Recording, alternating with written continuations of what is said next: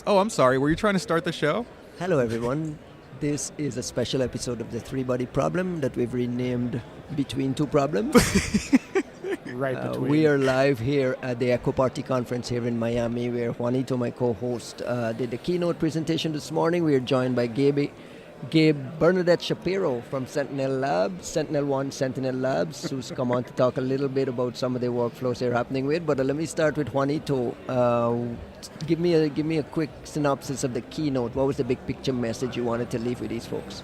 I thought you listened to it. I did, but the audience didn't. Oh, okay, right. All right. 50 minutes okay. of it.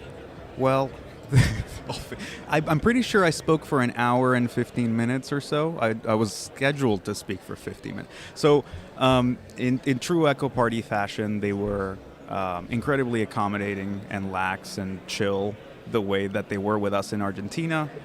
All of us have spoken at Ekoparty in Argentina, so it was an honor to get the way they welcomed us in Argentina. It was an honor to welcome them to Miami, at least my estranged hometown.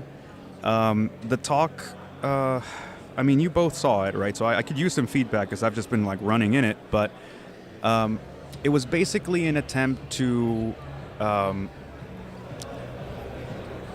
get to define security in the AI age in terms of problems that security practitioners actually need solved, instead of letting this turn into this like weird capture play from the frontier labs who just, they just want to position themselves in one of the many markets that will hopefully net them the money to justify the investments, or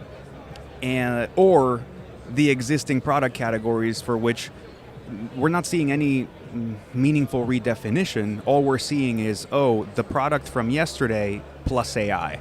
AI everything. So AI AppSec, AI SecOps, AI whatever. So I think that my thinking here is that we need to treat security problems as computing problems, and if we're saying that this is like an opportunity for a paradigm shift because we've got this like technological miracle that suddenly happened, then the question is, which are our fundamental problems and how does that technology meaningfully change it? So that was my attempt to kind of shove a very, very, very big picture thing that's been developing over this podcast, I think over 2 years or God knows how long, a year, and into what was supposed to be a 50-minute talk. One of the big asks from you at the end is for the audience not to allow the frontier labs to kind of define what this thing is because of all the reasons you described. And my pushback there is, and I wanted to have a kind of conversation around this, is why shouldn't they define it? They're the ones building it and creating it, one. And why should we rely on this VC ecosystem to do it that has already fucked it up?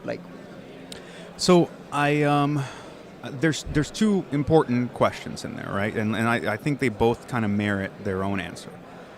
So the frontier labs shouldn't get to define it, not because they're not worthy of it, but because their willingness to get to wade into the whole of an ecosystem and be an ecosystem maintainer is just not there, right? And you can't even blame them for it because, they have a mission of their own, and it only crosses streams with security. It isn't about staying and terraforming security into the AI age, right, any more than it is about terraforming, medicine or genomics or what. Like, you're helping, but then you move on because you're an AI project. You're not a security project. And just to add to that a little bit too, is the hype that surrounds these announcements is it's a tidal wave that just comes into the industry and seems to wipe away all of the work that we've tried to do for years, only to see that okay, well, maybe all these bugs are shallow that are being found, or maybe software is becoming a little bit more defendable in terms of an overall surface, but we're not actually solving the problems that that are still plague the industry. It's a portion of it, right? Gabe, you're a returning guest on this podcast. And I did go back and listen to our previous episode around where AI was a year and a half ago when you came onto the show. Did you hear all the keyboard sounds in that episode? Oh, for fuck's sake. And my question to you is just at a very, very high level. What has been your reaction to what you thought it was back then and where we are now? And when you look at Mythos and all the hype around it, what is your own feel for where we are? I guess the biggest change that I've seen is that the Get model. close to that mic, yeah. Get real this close better? to that mic, Gabe. Just really ASMR this section. No, the biggest change that I've seen is that the models just kind of continue to get better and better in these categories that we thought were relatively hard for them to improve in. And I think that we've seen, the largest capability uplifts be around software and especially coding exercises. And that's no accident. The labs need the models to be better at coding because they use them extensively for this purpose, but also because coding is a really quick feedback loop. I know we were talking a little bit before about how there's a lot of scientific advancements in other areas where there's larger or longer horizon feedback loops. Biomedical is kind of like the obvious one. And I don't think we see uplift in those areas because it's just not, the labs, the eye of Sauron hasn't quite turned onto, to cast their gaze upon those fields quite in the same way.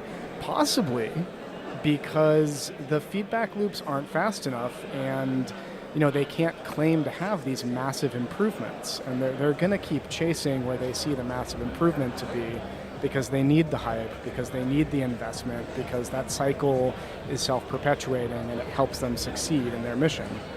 But the biggest change that I see from now and last year is that all the thought that we had for AI applications within harnesses have just been eaten by the lab's development of their own harnesses and their incorporation of their own coding harnesses in their training cycles. And so that's been the one where everybody thought that maybe we have a little bit of an edge here, a little bit of an advantage. And now they're looking up at that and being like, oh, that just got sucked out from under us. I mean, but you're speaking for the bigger tech space, though, right? Yeah. We can say we're trying to build up our own harnesses, quote unquote, as in we're trying to set up for specific problems. But I think you're speaking to the pain of people like Cursor or whatever, who are we were going to build, you said you were going to do the model and we were going to build the actual coding ecosystem. You promised us. You said this was safe. And you're like, But how many startups are thinking like that now? How many of those heavily funded venture capital startups who are building an AI thing that they were, Gabe, you remember we had a famous incident at the Half Moon Bay at that CISO forum. I don't know if that's famous. What kind of incident are we talking about? So I'm doing a panel. I'm moderating a panel with a bunch of big name VCs. He showed up and everything. A bunch of venture capitalists, and Gabe gets up from the audience and asks one of the VCs, "Why are you wasting your time on the cybersecurity thing when the labs are going to replace you all in 5 minutes?" Wow. And I'm wondering, say that. I'm proud of you, but Gabe. I'm wondering how the advancements and the uplift we're seeing from the frontier labs now are affecting those VCs and that VC ecosystem that was. Yeah. Okay. I think that what I was reacting to in that room was the same thing that I see. It's been happening throughout my entire life in the Bay Area, and that is just incredibly short-term thinking around oh, hey, if we invest in this company right now, we may 10x our investment, in the next 18 months. Oh my God, incredible. But what is that actually, what contribution is that making towards the field besides just making a few people wealthy?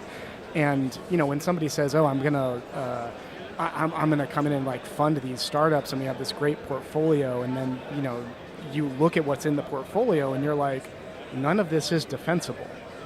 And not oh, there's no moat anywhere or anything like that, but it's just not a, of course the labs are going to make better coding harnesses. They need them. It's absurd. losing. I'm like getting upset at like remembering this interaction. It's okay, and, man. It's losing okay. My train It's all of right. thought here. Yeah. Well, I think it speaks to the question that Ryan was bringing up before, right? Like, why are you turning to the VCs to solve the problem? Exactly. And like you always say, Juanito, like Yeah. it's not like cybersecurity isn't shit right now. Like complete and utter shit pre. I'm not saying that you need. So here's the thing, right? VCs are not going to solve the problem because VC don't solve any problem. Venture capital does not solve any problem. What it does is it provides capacity for scale, right? Like you're saying, you're borrowing from the future. You're saying if I had 15 years, They're funding real innovation. I mean, well, VCs. but hear me out. Okay. Hear me out. I'm not saying that they're useless. I'm saying that VC has a very specific role, right? Like we could all take the money that we have in our pockets and decide that we're going to start a company, and we're going to have to go low and slow because we're not going to be able to afford to hire people. We're not going to be able to get offices until we build up. So there's 15 years ahead of us of building a business before we can have scale. The reason to go to VC when you're not independently ultra rich is to, and even when you're extremely ultra rich, Don't is spend your own money. Yeah, exactly. It's basically to put fuel in the tank from the future, and say, okay, so we can quote unquote. This is an Eric Schmidt thing, right? Like we can blitz scale from zero, right? Before anybody knows we exist, before anybody knows we're going to get into this market. We already hired like 500 people and we're established and we have some early design partners and we already started building the thing. So nobody can really... And I can name 10 cybersecurity companies that resemble that today, right? I mean, and that's the idea. But I think we've detached that. Now we look at VCs as tastemakers. Like they're supposed to be the ones telling us what to invest in and what's valuable. And that's where we're fucking up because what they know is what nets them some profit in the near future. That's their mechanic. They don't know what actually is valuable in cybersecurity, which is why I'm yelling at them saying, put your fucking money in this direction instead of the short-term gains of this, which are starting to look tenuous. And they don't have a strategy for that either because the space is changing. So like you have these people who are like, oh, what did they? They're a VC.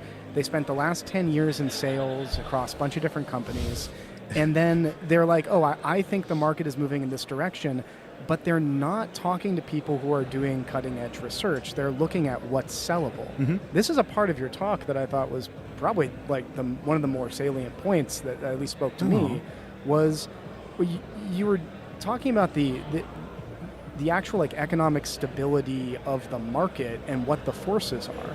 And it's like, oh yeah, what's being sold is what can get through procurement, not what's actually changing the calculus for, defenders vis-a-vis attackers. Mm-hmm. Like VCs are ill-equipped to answer that question. So I think in the age of AI, like you're gonna have startups that are gonna come out of nowhere, solve a particular problem, and then like they might just vanish because they don't get the attention or they're not plugged into the ecosystem in the right way. Can I just say something directly to that? Something I was marveling at recently is I have friends from other parts of tech whom I respect immensely for their areas of expertise, like AI, for example. And whenever I talk to a lot of these folks, I hear, oh yeah, well I have an advisor gig at this VC. I do, I bring the technical expertise. They do the technical validation. Mm-hmm. I don't know many people, and I think I'm well connected with the brain trust of cybersecurity. I don't know many people who are actively employed by VCs to do that. Like, you usually see, like, if you see an expert in the field, it's usually like a big name CEO or a former director of the NSA, and they put them on a board because it looks good. Mm-hmm. But seldom are you actually taking a practitioner, researcher, somebody that people respect, and saying, hey, we're paying you an actual salary because we need actual work from you, which is to look at this heap of shit and tell us if there's something valuable in it for practitioners. I don't know that that's happening. You would be shocked how much of that work is unpaid. A couple of years ago, I had this experience where I I was talking to a bunch of VCs, and they were like, hey, like, mind if I just bend your ear a little bit? You're too about this? fucking nice. And I remember, Yeah, you're too problem. nice, man. Well, okay, yeah, You're just too nice. I'm just too nice. So No, because no, Gabe has advantage been you- doing this shit for free, the He thinks rest that of it should be for free. No. I was talking to a friend of mine, and I was like, hey, like, it would sure be great to get paid for this. How do I do that? Because I knew that they had a situation where they were getting paid for Yeah. it. And they look at me and they're just like, oh, you just have to do this for a couple of years. And I was like, nah, fuck that. Right. Like, no way. No, I'm not bitching about unpaid labor in that sense. I'm saying that. But that's the system. It's like, it is a system of unpaid labor until they're like, well, okay, now that you've been working for us for so long. But Gabe, help like, us out. yes, but that also means that they're satisfying their need with that, which is very shallow, right? If you actually wanted somebody to do an evaluation of a company, to go in and do due diligence, that's a job.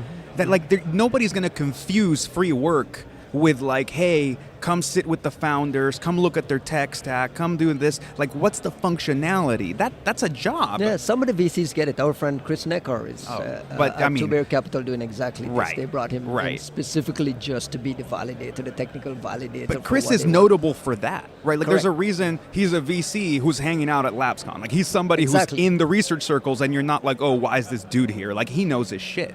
But that makes that shop fairly unique. Right. We're not hanging out with, like, the VC whatever guy for, I mean, I'm not even going to name these places. Fuck it, right? Like, A16C is not sending us our cyber dude, right? Like, In the pre-ChatGPT and the before ChatGPT days, I always asked startups, like, why would you scramble to innovate in this bit of email security or cloud security when Google can turn a switch and you can disappear tomorrow night, or Microsoft can flip a switch and you can disappear tomorrow night?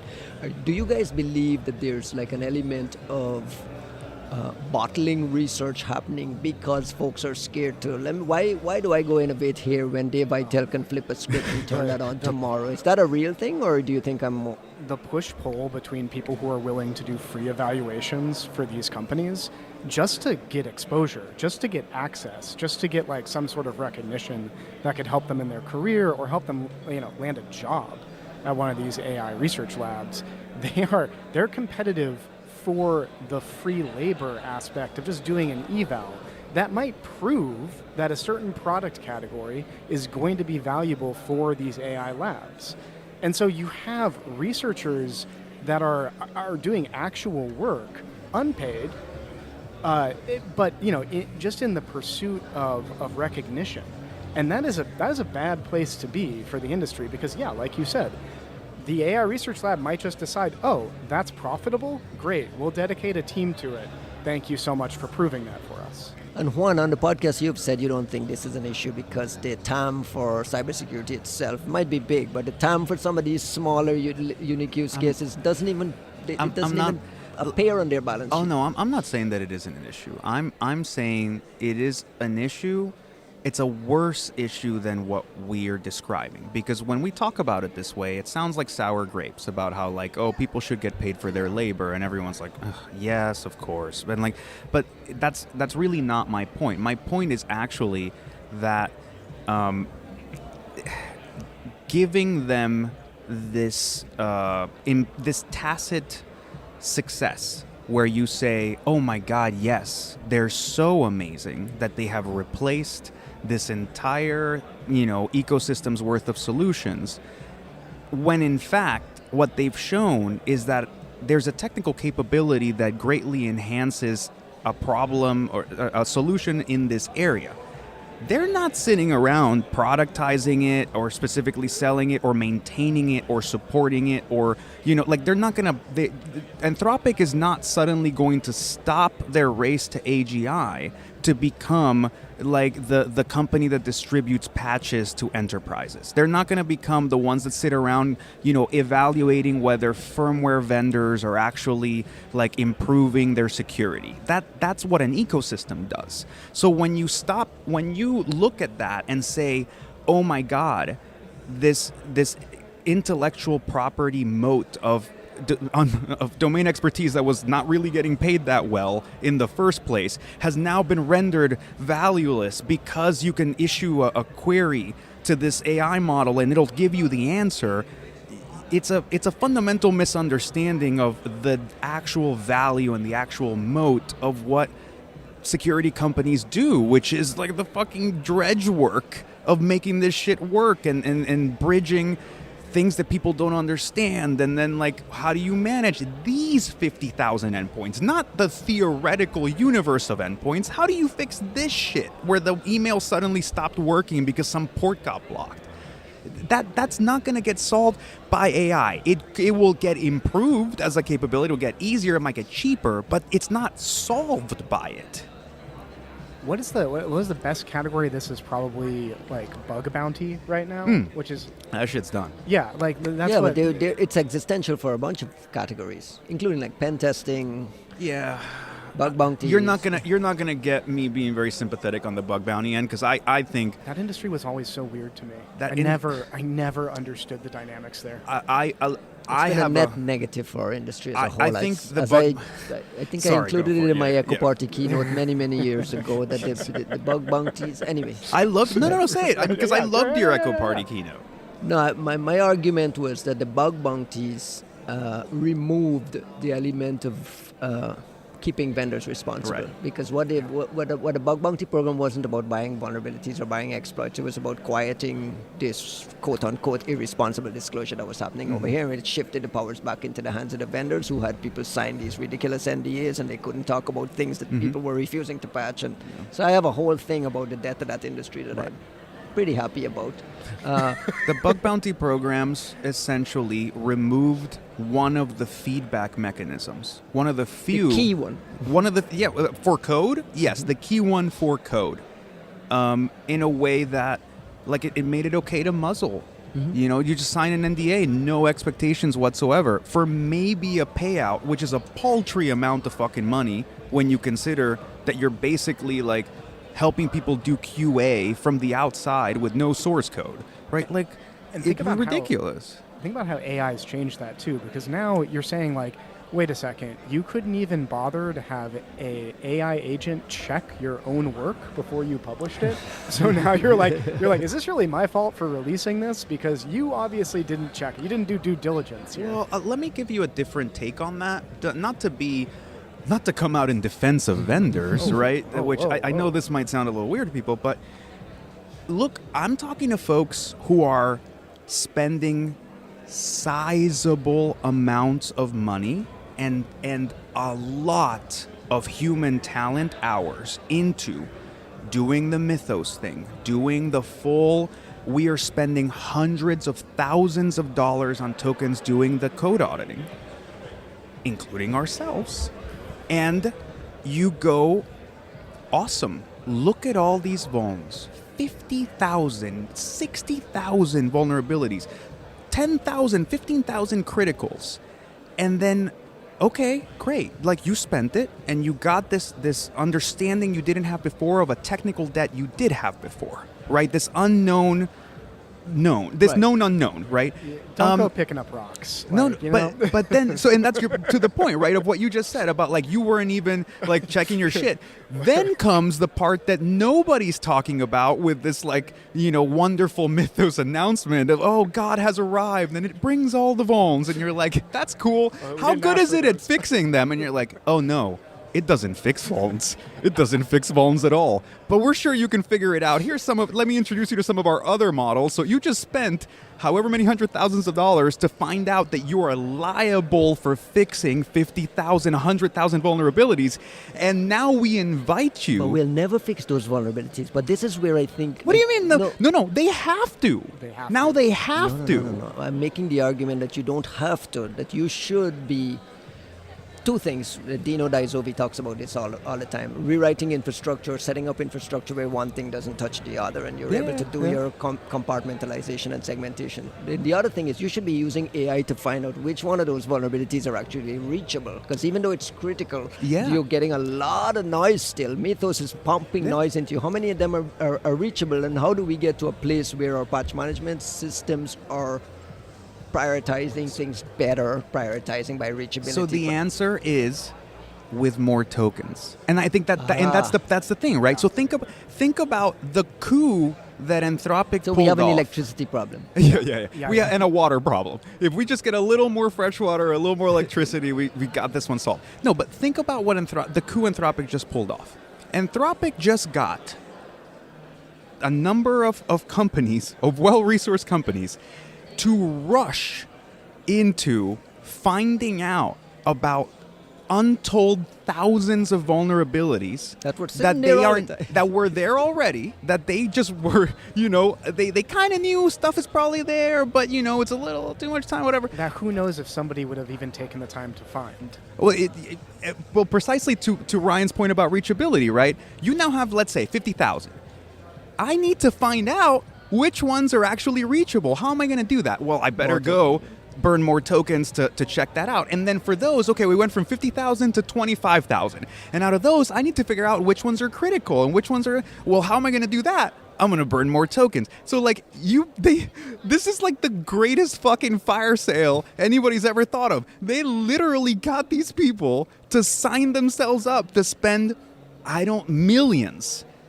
Like, because... And it has to be done continuously. I've been saying this for years. The models need to be just dangerous enough that you can sell them, but not too dangerous that you can't sell them, for this exact reason, because they sell tokens, and they need people to use them. Gabe, I keep thinking that I'm just not paying enough attention, but like, where are the conversations about patching?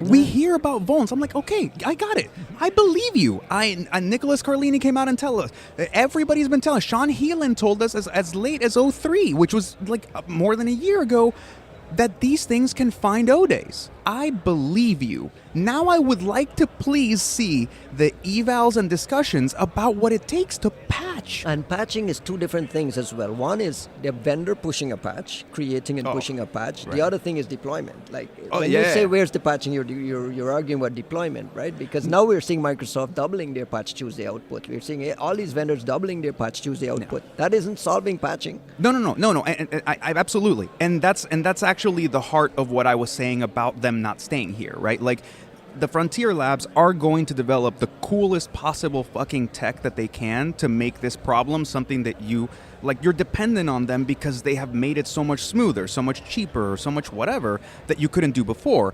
But they do not have an intention of sitting there and becoming the deployment mechanism. They're not going to sit there and become ecosystem maintainers, right? Like, I haven't seen Anthropic or OpenAI for their own tech stack. Well, for their own. Yeah. But and that might be the tech stack that we're ultimately dependent on. But Gabe, Google has been doing that for their own tech stack, and it doesn't become anyone else's tech stack. It's just Google's fucking tech stack. So to this point, what I was about to say is, why hasn't OpenAI or Anthropic, or, let's not forget about Google DeepMind, committed to, creating a vetted and maintained set of open source libraries that are just universal, up to a given quality?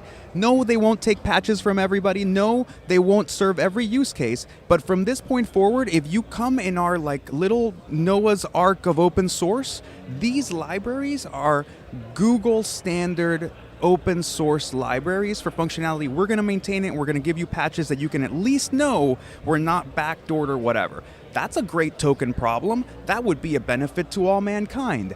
I don't see anybody providing any of that shit, so the rest of us can keep spending tokens on their behalf to try to solve this for the myriad variants of bajillions of repositories that are sitting out there. Until we pay for the data centers that they all need. In space. Data centers in space. I have the two members of SentinelLabs team that worked on the FAST 16 research. There's been a quick update since we last spoke on the podcast. 2 out of 3, though. Yeah, we're missing one. We're missing the key player. Yeah, but he's not here. It's just one person between two problems. Shout out to Vitaly Kamluk, and shout out to all the folks who contributed to your research. I'm pretty sure there was a bunch of people in the background doing stuff. I wanted to ask you guys about AI's involvement in that. Juan, you've touched on it very, very briefly. You called Gabe's name on our podcast, on our small podcast, about what was done. Can you talk a little bit about your workflow in threat intel now, as it was pre-ChatGPT, and how much did AI actually contribute to breaking this thing apart? You. Yeah, man. Yeah. Jeez. Take your credit. Yeah, bro. So it's a complete change, and like you spend most of your time thinking of what the right questions to ask are, and a lot less time trying to gather all the information yourself, because you got to figure like, okay, I'm going to ask some pretty pointed questions. I think I generally know where this is going. I have some of my own research that I've done that I can compare it to, but then you watch an internet-connected model that also has access to your research, or to Vitaly's research in this case, and to the samples themselves, so it can check its own work. And you just see these things churn and pop up connections that you're just like, oh, I should probably look into that. Like contextually, what was happening in a given country at this time period in relationship to this specific field? What documents do we have that we can draw on? Where can we identify the context that we might be missing? Because, hey, we're, malware reverse engineers, right? But we're not thinking about, well, who are the individual scientists who were contributing to this project? And maybe what was their level of expertise and what were they working on? Ryan, you remember when Threat Intel was that? Yes, exactly. That was so nice. Yeah. Those I were remember that's why they hired him at nice. KGSS to provide this context. Just when you had real, intelligence analysts doing the work. Was there anything that surprised you at all about what AI assisted with? What is this inside baseball? Surprised? You should see the texts from this man, frantic. Oh my God, guys, you're not gonna believe this. I'm trying to figure out how to tell this story without being in legal jeopardy. Oh Lord, don't get fired. Look, let's just say that there are portions of this problem that got solved by Opus 4.7. There are portions of this problem that were enabled entirely by GPT 5.5. Doing contextual background research or reversing? Doing both. They didn't, and here's the thing that I really wanted to drive during my talk, and it's something, I actually have like a video of like some of this work getting done. I need the time to go like edit it and put it up, but... So it's never happening. Well, Good Gabe, luck. What are you doing for the next week? Because have I got a job for you? Make no mistakes. Make no video. mistakes. I've actually had it make me GIFs. It'll do it. It'll FFmpeg. Like it'll make memes for you. You just take about half a gallon of fresh water and some electricity. Anyway, those memes are fire. Yeah. There are whole aspects of this that it enabled unbelievably, that it made fast, that honestly, it's not that like we couldn't have done it, but we wouldn't have done it because the time and investment and whatever and surplus capability is just not, capacity is not there. So in many ways, I actually was arguing for if and when we published our follow-up blog, I wanted to put Opus as a co-author, which I think sounds kitschy as shit, but there are aspects of this that it solved that were interlinking parts of what we then were able to build. And I think that that's something worth recognizing, that it is a capability, multiplicative function, that in some ways means something net new that would not have happened because we just didn't have the fucking time, not because we don't know how to do it. It also speeds up the amount of like wrong answers that you might encounter too. So like, one of the examples is I had a really basic question that I needed answered, and I was like, okay, I'd have to go to these sources. I would have to read all of this material. Give me the question. Let's just say there's a question about FAST16. Okay. And what, you're not going to tell them about your theories about like specific nuclear scientists? No. Oh, got it. That's for the chat, man. Bro. Go ahead. But I had a few like specific questions about like the dynamics of implosion calculations that are quite frankly just way out of my wheelhouse. I have a general idea of what the right answer might be. I've talked to people who could steer me in the right direction, but I can't just do that research in one day. But, Codex can come up with a plausible sounding answer that I then need to fact check in about an hour. It cuts down my time to being like, I can like very responsibly do research with this thing in, not even a quarter of the time, like an eighth of the time it might take. But to be fair, right, that is where I start pulling the handbrake, right? Because, and it's not a criticism. Is it because of a rabbit holing? Like, it's because this is a rabbit holing machine, yeah, right? All it does is allow you to rabbit hole a bunch of ways. Note what we've been saying. The thing that keeps the hand on the steering wheel and keeps you on the road is your domain expertise. Once you start going in these other paths into other areas that you are not a domain expert in, all of a sudden, yes, you have access to a lot more material a lot faster and to plausible sounding, paths, but you no longer have the discernment that allows you to go, oh, that's a stupid one. That one is not. And this one's 40% right. Let's just tell it to kind of re-steer just a little bit. Oh, look at what a great trajectory we unlocked. Yeah. So like that's the path to AI psychosis. That's the path to sounding like a fucking boomer on LinkedIn because you're like, well, it told me that. You're like, oh. But it's because now you're weighing into an area that you just don't have any discernment for. Could you develop it? Sure. But is the AI just handing it to you? No. Not even in our space. Yeah. Two quick questions on this FAST16 thing. Did the fact that it was related to nuclear run you into any guardrails? No. Yes. What? You got a guardrail? I got a guardrail. What were you asking? So when I first started asking about when I was trying to validate Symantec's claims, once I came in with like, hey, these. Oh, this is post. No, they hadn't released research. it. We were discussing like, and that's why I was like, hey, I don't want to spoil it, but like, obviously Vikram and his team, like they reached out and we were, obviously we're excited for them to kind of figure this out. They figured out, this is the thing I didn't want to say on the last podcast, but they figured out the specific, the $ loading co string that creates, that activates one of the different attacks, right. A very specific one. I thought it was in a deck file. I thought it meant that you were on a specific victim.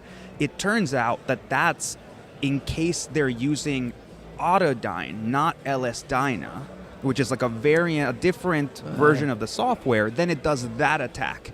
And that's something that they figured out pretty early on that we hadn't found and that the model didn't find by itself. How did they figure that out without like a physicist?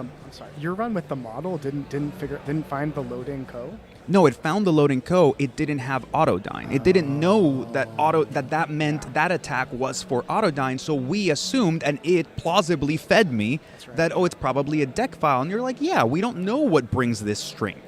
Right. It's that's vague. Where the human in the loop becomes the key, right? An expert, and those experts, right? Because we didn't figure it out. But dude, so they, Vikram's like, hey, this is what we think it does, and I immediately go to the same session that's already been working all this shit. It had us all in context, and I'm like, hey, validate this finding from a different research team, and just I think the words nuclear and a couple of different like.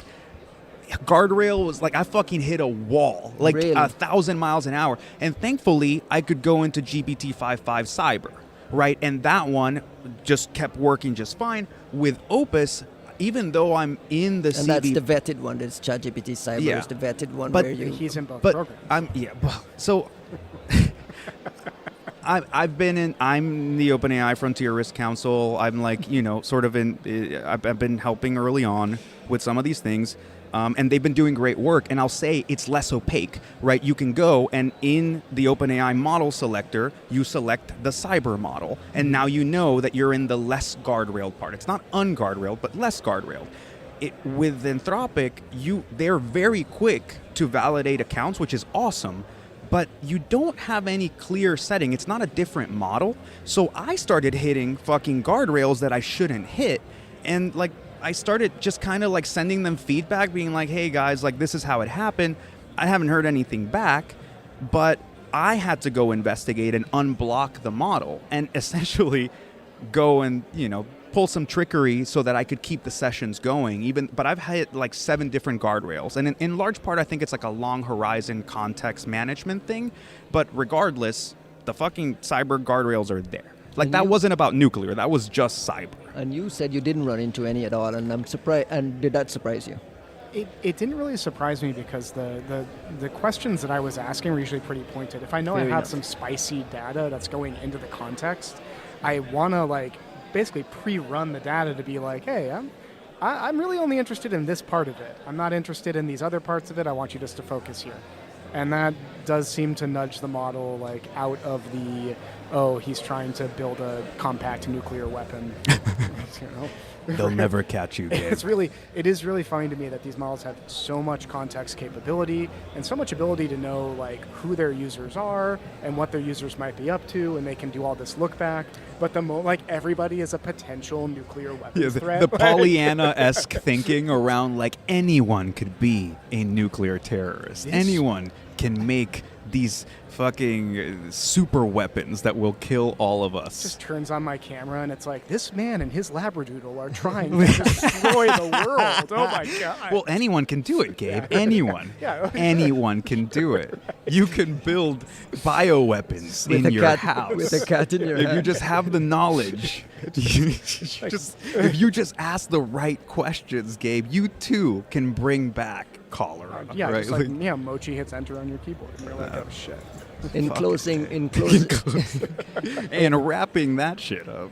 in closing, Juanito, since our last podcast and since the past 16 semantic research, we also got an additional paper from a physicist that Kim Zetter wrote about. David Albright from David the Albright, the right? That's good the name ISIS. I was trying to remember. The good ISIS. You had mentioned that on the podcast so before. funny, dude. Yeah. Anything in his finding kind of validated where your mind was around what this thing was, the precursor to Stuxnet, the 2005 window, what it was doing, where it was doing it, his kind of speculation? Not so much on the David Albright one, though I'm not knocking it in any way, but to me, I went into the David Albright piece very much as like beginner mind, Zen mind, right. Because it's like not my fucking area. So whatever this person says is whatever the fucking, I will give it far more credence because I don't know that space. So I just kind of read it and took it in. That's me reading everything. Well, yeah. But the thing that actually like helped me where I was like, help my thinking and situating was like, if you're subscribed to Kim Zetter's Substack, she's got a timeline of development where she puts like the development of Stuxnet, everything we know about the background, the stuff that was happening with the nuclear scientists, what was happening with the nuclear program, and where FAST16 fits into it. That was a lot more illuminating. And that's the kind of shit that like Kim does where, that's her specialty, that's her bread and butter, and that I was actually hoping for. Because for me, it was like, look, I remember the compilation timestamps. I remember the part where, what we found at Flower Shop. I know that FAST16 came before all of the Stuxnet stuff that we know about, including the infrastructure registrations. But am I sitting on everything that happened in like the Iranian nuclear program and in whatever's leaked out of all the Stuxnet investigations? No. So it was great to get it from Kim's page. And what's left on the bones? Anything? Everything. What are we searching for now? What's the hunt for? I mean, what is the hunt not for? This was a discovery that proves that there's big threat actors out there who are willing to sabotage math. Like math. They're three-body problem. It is. It's a real actual three-body problem. Yeah. But like, where else are these sabotage attempts popping up? Like, in what other? What are you curious to learn? Post. I'm almost embarrassed. Like, this is gonna sound really weird. I'll discuss this with my therapist. But like, I'm almost embarrassed at having put this work out the way that it is right now, because to me, we've done 20% out of what's there to be done. There's the tools side of this, the whole like RE harness understanding, like high level, like truly hard eval part of this, which was, no, it's not a reversing problem. This thing solves plenty of reversing problems. But this is a true hardcore find a true needle in a stack of needles problem, which we seldom come at. And I think it validated the thesis that we started with, which was, can we use opaque non-documented malware as a hard eval, even though it's already been put through every RL gym and every type of eval that OpenAI and Anthropic could get their fucking hands on, and they've probably run that shit for months and created bajillions of trajectories. And yet, this was still a hard eval that worked really well. So there's that whole area of like AI evaluation through this that I think is fascinating. There's the RE harness and everything that Gabe's been working on for like, well, how do you actually do it well and verifiable and blah, blah, blah. And then there's the threat intel aspect of this of like, hey, where the fuck is the rest of this platform? We literally found one piece of one of the most meaningful attacks ever, and the one thing we know is we can't seem to connect it to fucking anything else. And it's a platform, it's not a one-off. So there's all kinds of fucking mysteries in this. Yeah, there's more stuff to hunt for. Gabe has so much work to do. Got so much work to do. Gabe's got so much work to do. But no, to Juan's point though, and this is for anybody else who's in this space who's listening, like you find a hard eval like this, and you just keep pushing at it because your goal is to basically be like, well, what is the absolute ceiling for the models at this point? And then how can we harness that to improve our understanding of the space? On the geopolitics side, is there any interest at all around 2005 that a nuclear program might have been already in place by then, and what like the implications of that are? Has there been anything about the nuclear program in the news lately? Oh, stop it. To be honest, that to me, let me put it this way, right? I think that the geopolitical intrigue of this is plenty solved in the sense that you read Kim's book, right? Countdown to Zero Day did a better fucking job in setting this whole thing up about how it got developed, who was doing the thing, what were they doing, what were the priorities, what was going on politically in both places. Like, Kim has done that work. Is there another chapter you could add with Fast 16? I fucking hope so, yeah. But I don't think it's the geopolitical intrigue. And I think, for folks like, the folks in China freaking the fuck out that we're doing spiritual warfare, or, the former NSC folks freaking the fuck out that we're doing this research at all, I think that's another take. Well, I think what you're missing is the true value of doing this, as in we're also testing the boundaries of what we're equipped and doing well in threat intel. This shit has eluded us because of a variety of like capability constrictions on our part, not it's like being so alien technology that we would have never caught it. It got caught, it got found, it was separated out, it was prioritized, and yet we were missing certain capabilities. So the part I would love to know about is someday, not the geopolitical intrigue in the Iran or the targeting, but actually there's the one really critical thing that's missing from the Stuxnet story is someday getting that no holds barred discussion, the same way that you remember we had all these like recordings and written out pieces about the decision making around dropping the first nuclear bomb. Mm-hmm. Like, that's a documented and like torturous thing that these people, and we know about it, like how the scientists were discussing it, how the politicians were discussing it, how like this was something people deliberated hard before the first thing happened. On the cyber side, not and so that's much. the part of this story that we just don't get, because everyone is tight. Like, no, people who we know were involved with this won't say the word. It's not their choice, right? We're just why? not. Why is there a different mindset around this?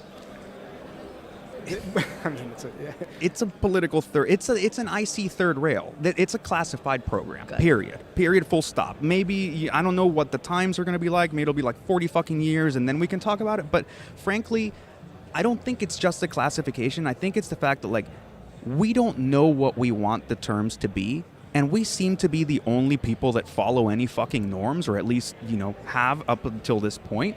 So I don't know that we want to have the out loud discussion of putting more rules and problems on ourselves that our adversaries are not going to be even bothered with. Yeah, when you drop a nuclear bomb, people demand accountability. But, if you have a silent cyber weapon, Oh, there's Sorry. 500 In many kills. respects, a silent cyber weapon is better than dropping something. So, I mean, I mean, that's Agreed, yeah, the right. whole That's point. the That whole was the point. whole point. You have It's just 1,000 times better. that's kind of the whole point of this Maybe that's why whole people thing, don't isn't talk it? about it. Isn't it They're the like, whole "Shh, point? We would have done the other thing. You're like, shut the fuck up. We were trying to solve this problem for you. And with that, we'll end the show here. Thank you very much, Gabe, for popping on. Thank you for having me. Always welcome, and you're always invited back. Thank you. Get back to work, bro.